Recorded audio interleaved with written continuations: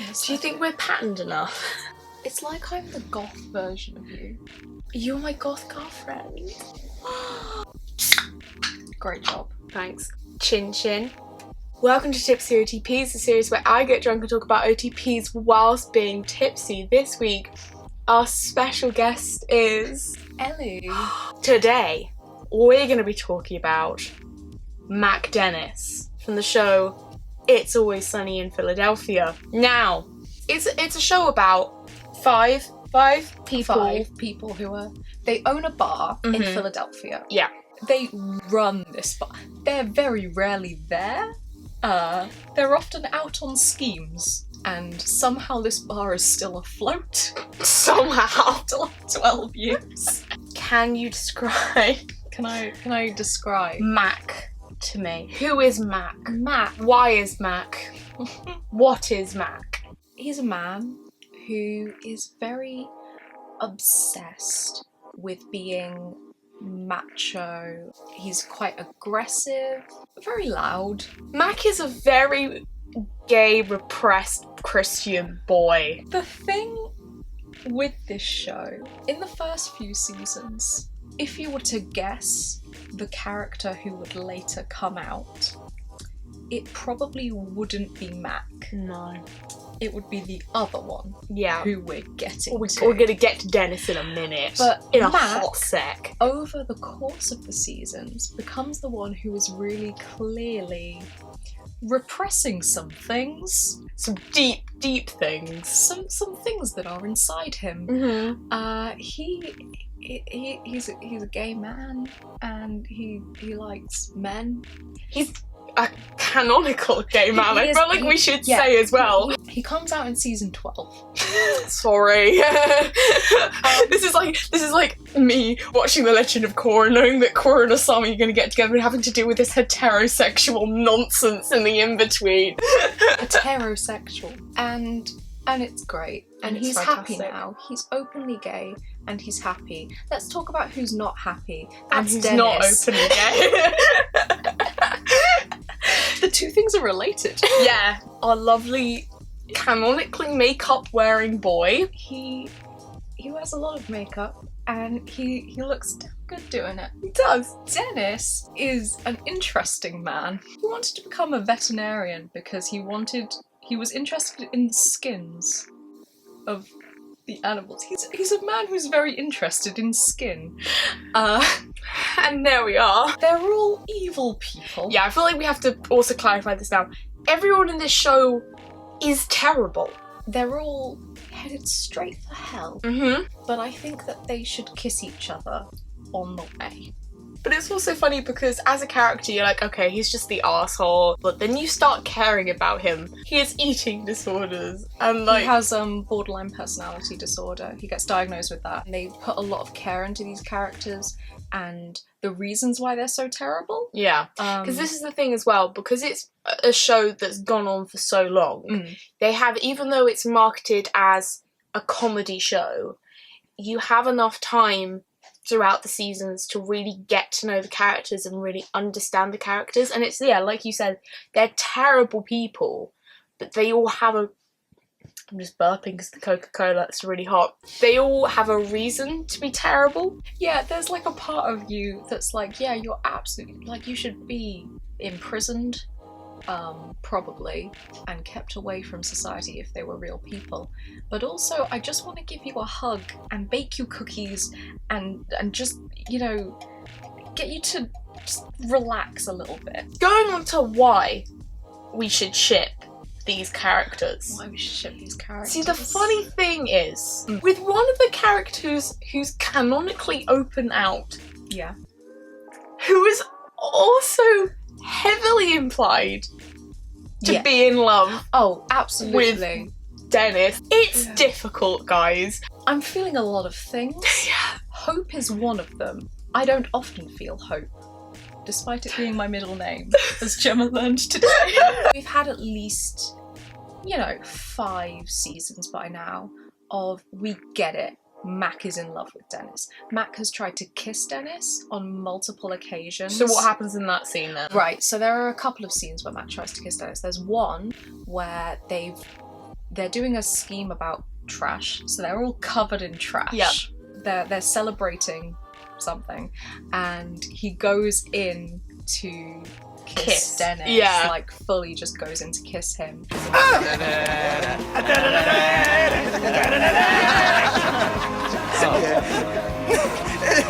He just tried to kiss me. he did a little bit. Dennis pulls back. There are many interpretations of why. My interpretation is because when someone covered in trash tries to kiss you, you don't generally go, yeah, that sounds great, let's do it. And then life goes on somehow, but not for me. The second time they almost kiss is in They're listening to Flowers for Charlie. Yeah. And they're trying to catch a rat. Like the shenanigans. Yeah, like, it's shenanigans. Shenanigans are happening. Dennis decides that the best way to catch a rat is to put on Chicago's You're the Inspiration.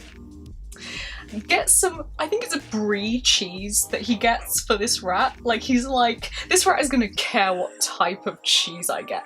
Anyway, so they put the music on. They're standing maybe 5 feet apart. Yeah. They start swaying to the music. I don't know whether you've heard Chicago's You're the Inspiration. A very romantic song. You want to sway. Things happen. Yeah. In swaying. You start stepping towards your totally platonic bro. You almost kiss him. You get interrupted by your totally platonic bro's sister. Hey, you guys catch. That's how life be sometimes. And then the third time. The dream? The dream. Right. The dream. Mac is, by this point, he's out the closet. He's living his best gay life. So he goes to sleep and he starts having like nightmares. But then he wakes up, but it's still a dream. And he tries to go over to Dennis's room. Hey, kitty. This is my cat. She's called Crystal. Yes, I gave my cat a stripper name. So this episode, PTSD, Dennis has decided to become a stripper. The shenanigans. But he's dancing in his room in Mac's dream. In Mac's dream. I love Glenn Howerton. I think he's an amazing actor. I sometimes think he's attractive in the gayest possible way. The way that he dances while he's stripping, like his body is just like writhing around. And yeah. It's deeply uncomfortable. But Mac is not feeling the same anguish that I'm feeling. Mac watches Dennis stripping for a bit, and then Dennis strips towards him. Yep. And puts his hands like on his cheeks. He's going in for the kiss, and then it cuts off and it's a dream. But then, so he wakes up in the real life. He finds Dennis, who's doing the same thing as his dream. Yeah, he's still practicing the stripping. We can't avoid the stripping in this episode. He strips towards Mac again. Mac makes an even better face. You think the face couldn't be topped. Yeah, you think the first face is bad, and then this one happens. And then you're wrong.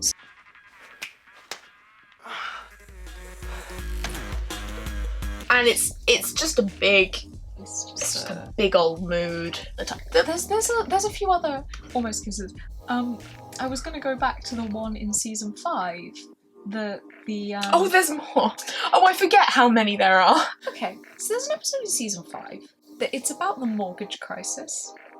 They decide to become a realtor duo called Honey and Vinegar Realty.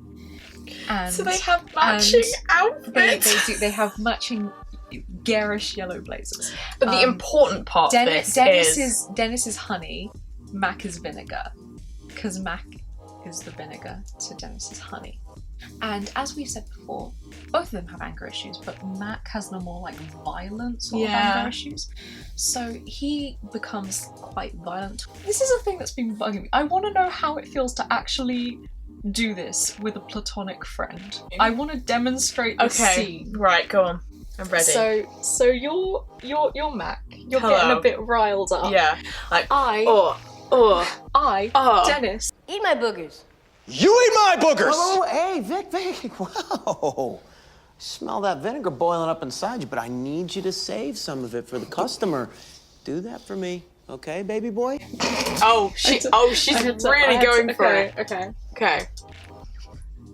Do it. Faces are already too close. Do it. Do it. I fucking dare you.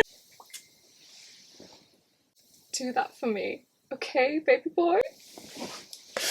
I spat a little bit. Can you believe this gay nonsense? So what we're trying to say is that it's not even it's just there. The thing is that Mac is one of those people whose every emotion, she just can't hide anything. So like, and that kind of ties in with the anger issue as well. Like, anything he's feeling is absolutely, you can just see it on his face. And there's so many moments. There's a moment in one of the later seasons, and for Valentine's Day, Mac buys Dennis a rocket launcher. I don't know why you're so excited about this goddamn thing. There's never anything inside.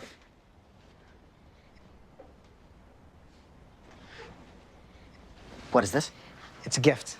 I got it for you. For me? Yeah. You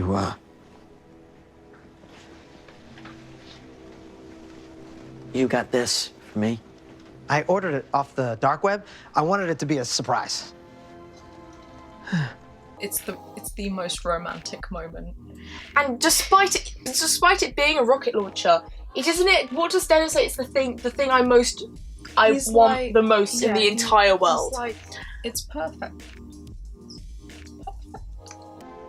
I love it. You figured out the one thing I wanted more than anything else in the entire world, and you got it for me. And it's perfect. Once again, it's Valentine's Day. Can we just reiterate this one more time? It's Valentine's Day. It's such a heartfelt gift, and there's a moment where Dennis goes, "How did you know that I wanted a rocket launcher?" And Mac just smiles and says, Because I know you, man. "'Cause I know you, man." And every day since I saw that, my life has not known peace. Because Mac knows him. And it hurts so much. Happy Valentine's Day. Yeah.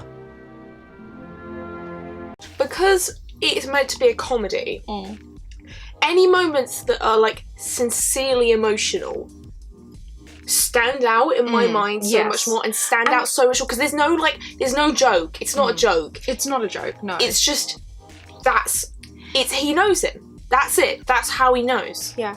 It's not played as a joke. No, it's not said as a joke. It literally is just There's genuinely like romantic music swelling under it, and straight reviewers have pointed this out. Straight ones. They're like, that's really jarring because there's no punchline to it. Like, it's just he does a nice thing and I don't like it. And I'm like, yeah, but you're not gay though.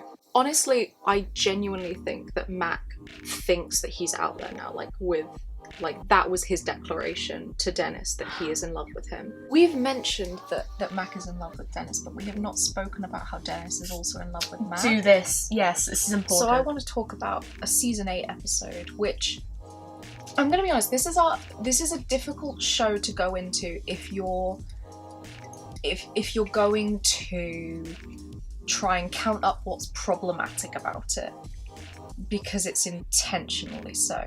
So I spent a lot of time not really getting on with the show, and I would watch it and I'd keep watching it, and I was like, doing that, but I hadn't quite invested in the characters. I really hated Dennis. Like, I hated him. And then I got to this episode in season 8, and I did like a 180 so quickly, like on the show, and particularly on Dennis as a character, because it finally made me understand like the way that he sort of processed emotions and processed things. Anyway, it's called The Gang Dines Out. It is a favourite of mine. And there's a moment in the episode, Mac and Dennis are on their monthly dinner. let's just let that sink in. They have a monthly dinner where they get dressed up to an extent, and they go to the best restaurant in Philadelphia, and they eat. They have an evening together. They have an evening. Just the two of them. Just them. And it's just a thing. It's just a bro thing that they do. Yeah. And what you can tell about Dennis in this episode is that he is obsessed with the night being perfect.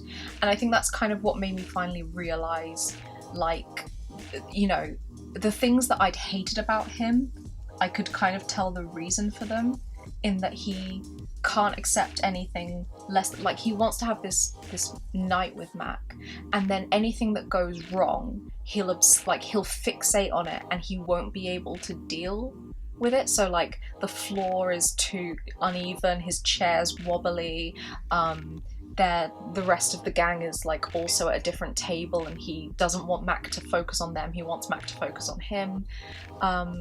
And eventually Mac gets really frustrated with the fact that Dennis is complaining about everything, and he says, you know, say something nice about me or I'm just gonna leave and go eat with someone else. And then through a series of events that happen, Dennis ends up getting up in front of the restaurant, grabbing a microphone and talking about how Mac is a real American hero. The world is a safer place when he's around. And also then he sings some of Wind Beneath My Wings. The world is a safer place when he's around. Did you ever know that you're my hero? 'Cause you are the wind beneath my wings. Thank you. Thanks.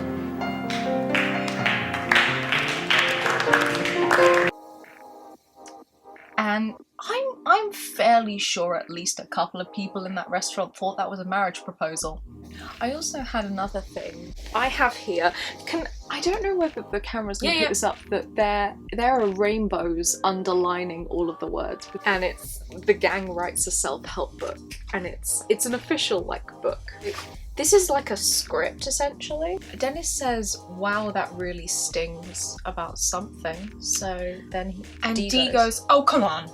You've never loved anything in this world apart from yourself."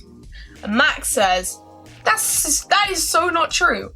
Dennis loves me with the fury of 1,000 suns. At which point, there's just a long pause. There's in the script. There's a long pause. Charlie says, "Oh man, this is awkward."